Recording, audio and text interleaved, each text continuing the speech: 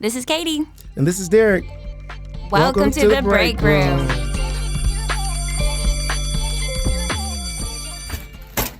Yo, Katie, what happens in the break room? It's like the lounge, the teacher's lounge. You need to get out all the tea. The break room. Listen, when you're trying to escape that bad classroom, the break room. You got gossip. You need help. You need to cry. The break room. Listen, when I need to refill my drink, grab an extra snack, see who opened my lunch in the closet, and not the closet, the refrigerator. See who opened my lunch in the refrigerator. The break room. Yeah. When you feel like you're worn down and this is really hard, where do you go? The break room. Yo, Katie, so who can come into the break room? All the educators. We're talking all the teachers, your teacher bestie, your teacher soulmate, all the principals and the superintendents and anybody who's in education who knows this world. Come on in. Yo, if you fit that description, come in, shut the door, pull up a chair, and let's get this episode started. I love it. Today we are talking about digital heroin with the one and the only Katie Kinder. Hello, everyone. Now listen, I got my notes. I'm going to be clicking this pen. I'm going to be writing some things down because we have a 16-year veteran in the building. And if you have logged onto this episode and you plan to push play in this series, we're going to be talking about stuff that we talk about, things that we handle in the break room. And I tell you, one of the things as a substitute teacher, not a full-time teacher like you, when I come in the break room, I'm like, these kids and these freaking phones. The phones. Talk to me about the phones, Katie. I think it is something we've seen evolve from when I started. You know, the kids have one. We know they have one. They're coming in 3rd grade, 4th grade, 5th grade. They've got a phone. They've got a phone that's nicer than mine.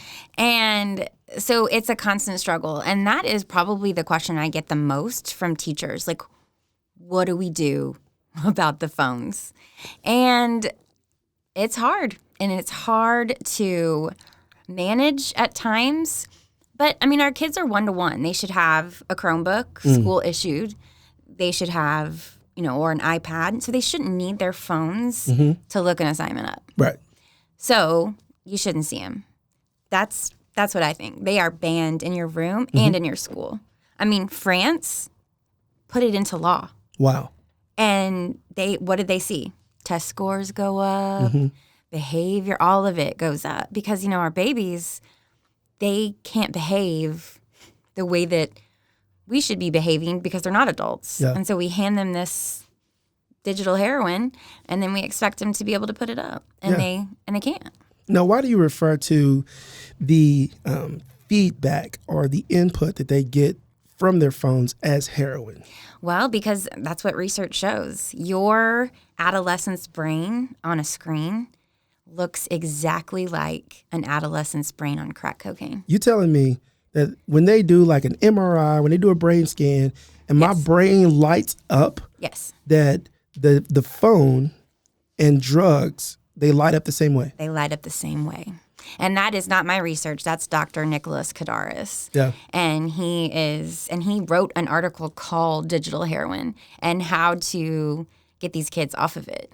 Now, there are some people that say, tell me, we should be including phones in our educational process. I mean, you may be a little old school, but these new school people are saying, let's embrace the phones. Let's include them in our lesson plans. Okay, well, I get that. And I've actually done a 180 on this in my career.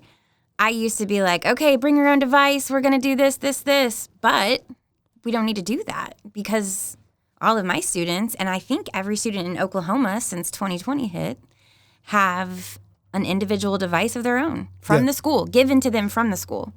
And so there's blocks on it, although they're digital natives, so they figure out a way around it. Right. But they shouldn't need their phone.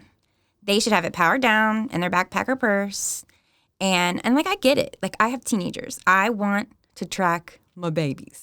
Like, I want to know when they get home from school. I want to know where they are in the neighborhood. Like, I want to know.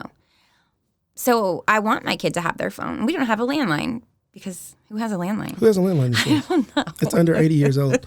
That's an old joke. Sorry for the old joke. Sorry. Sorry, Gen Z. Yeah. So I get that they have them, and they should have them. But if the expectation is that they're powered down and in your backpack or locker, then that should be the expectation. And we have to hold our kids. We have to love them enough to hold them to high expectations. Because also, research shows that they're not learning even if it's powered down and on their desk. It divides their brain, and they can't even function if they think they're getting a Snapchat or a TikTok or whatever. It has to be out of their sight. Yeah. So, yeah, we're going to use our district iPad. We're going to do cool technology lessons, and I'm going to do procedures with that iPad, with that Chromebook, so my kids know, okay, we're using it today. If you're on something you're not supposed to be, guess what? I'm going to take it. Right. That's iPad jail. And so my kids know that. And I've seen things in the last few years that I never saw when I started. And, I mean, just their workarounds. No Block C or Apple Classroom is going to keep them off of the things. Yeah. So my best advice is to be all up in their business. Yeah. Because it'll look like they're on Google Slides and they're on their project and they're doing, but in the corner is a first-person shooter game. Yeah. That's iPad jail. So when I think about this perspective of having the ability to partner with students and as adults, as teachers, as professionals, we're like, hey, we know what's good for you. We have an idea, right? What's good for you. We've done the science. We've gone to school. We got certifications. We've seen thousands of students come to our classroom, and what you're doing is not setting you up for success. Correct. Telling them that is one thing, but partnering with their parents to reinforce that is different. Talk to me a little bit about that. That is true. Well, I actually give the kids articles based in research and it talking about how your IQ is going down by 10 points. I'm like, that's the antithesis of my job, guys. And they're like, what's the antithesis? I'm like, exactly. I'm just kidding. Exactly. Exactly. They're like, if I had my phone, I'd be able to look it up. right. That's Googleable. Right. So I think working with their parents, usually when I call about a phone, parents are mad. They're mad that their kid is acting foolish on their phone in class. Are they mad? Are they mad that they're getting called?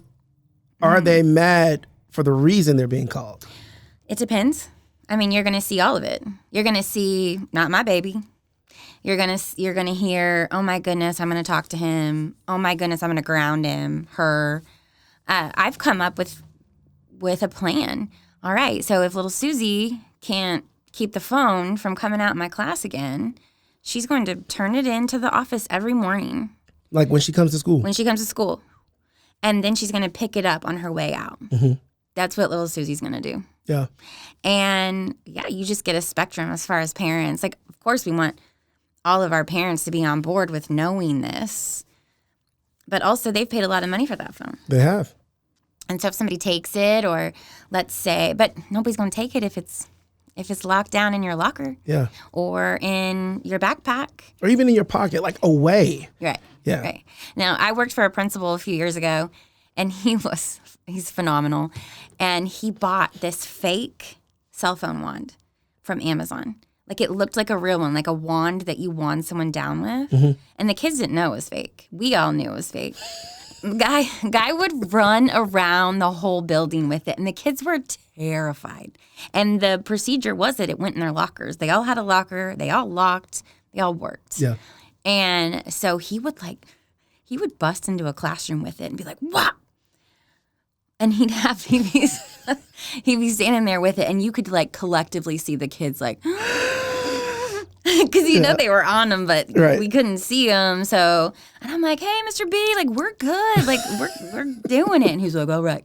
And he would stand at the hallway, like as the kids were coming to lunch, because he didn't let them have him at lunch either. Wow. Because you can walk into any middle school or high school in the country, and every single one of them has their head in their phone. They're not talking. They're looking down. Yeah.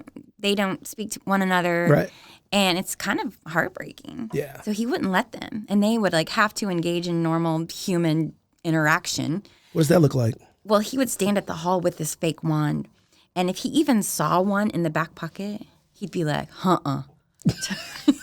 turn around, and if I see it again, it's ISR, which is in-house restriction. Yeah.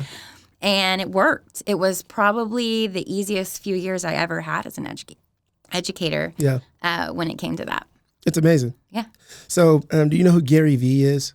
Gary Vee. Gary Vee is a guy who I think he made his millions through wine and then business, and he became an influencer. And he's one of those things that Gary Vee is like, "Go home and slap your wife," and then everybody like run home and they slap their wives. And he's like, "What? Gary Vee told me to." Right?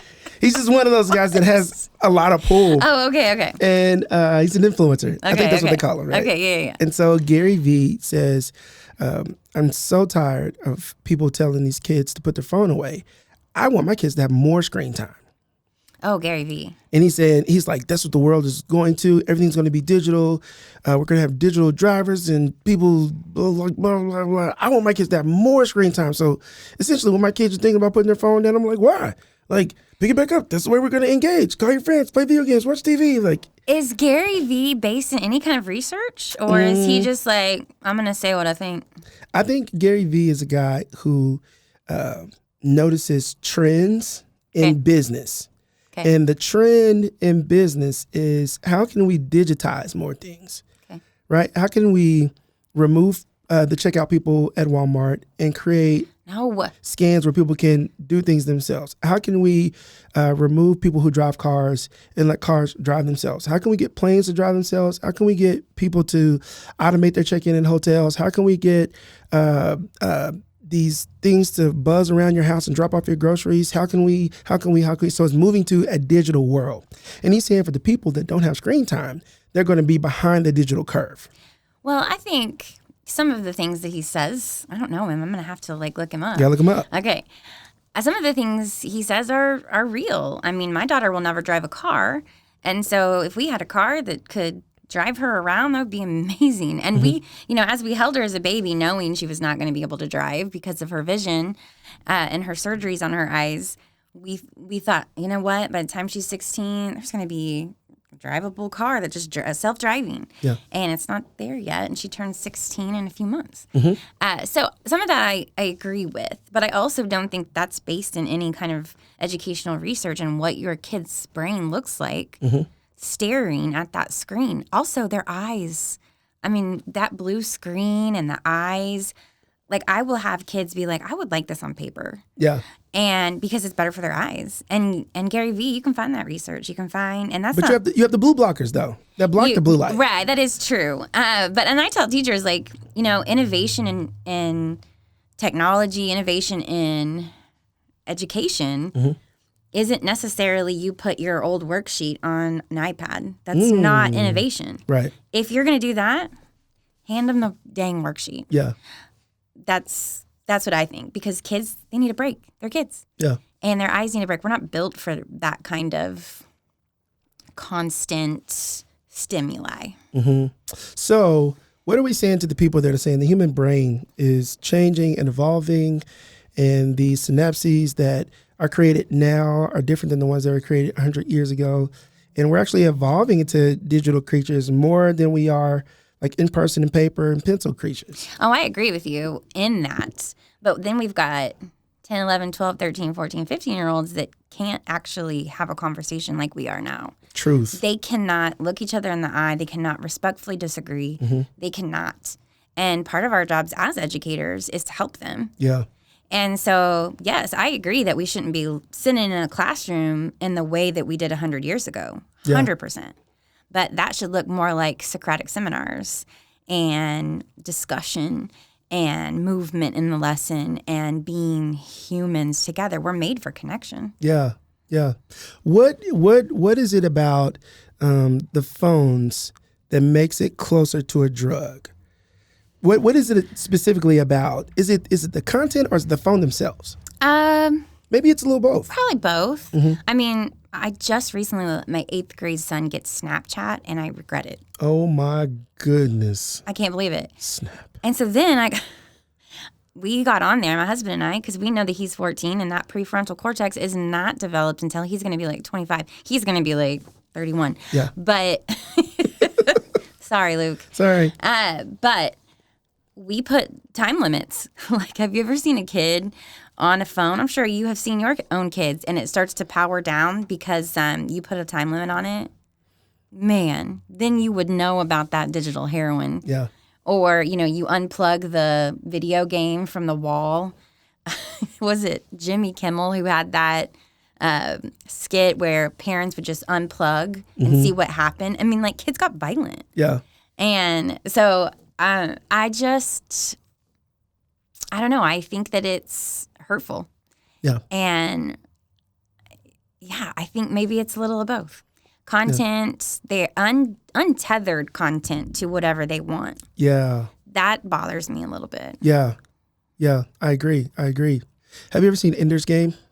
I love Ender's. I used to teach it. Really? I love Ender's Game. It's a book. I mean, and they're digital natives. Like, those kids are growing up on stuff. Yeah. And whenever I talk to people who reference that, I'm like, that's not the same. That's not the same. That's not the same. Like, that technology was being used to an end, right? It was an avenue for something. That's true. You're on YouTube. You're watching YouTube for 10 hours. It's not the same. You are not an engineer, my friend. You're playing Candy Crush. You're actually being distracted from everything you're supposed to be doing. Right. And I mean, it's hard for adults. We're addicted to our phones. We are. I left mine at home one day, and I almost felt like I was going to panic out of my skin. Like, what if somebody needs me? And what if I don't get that email or what? Like, and then I thought to myself, oh, like, it's going to be fine. Yeah. You can't get a hold of me for a couple of hours. It's going to be okay. I have a garden in my backyard, and I left my phone in the house, and my wife freaked out.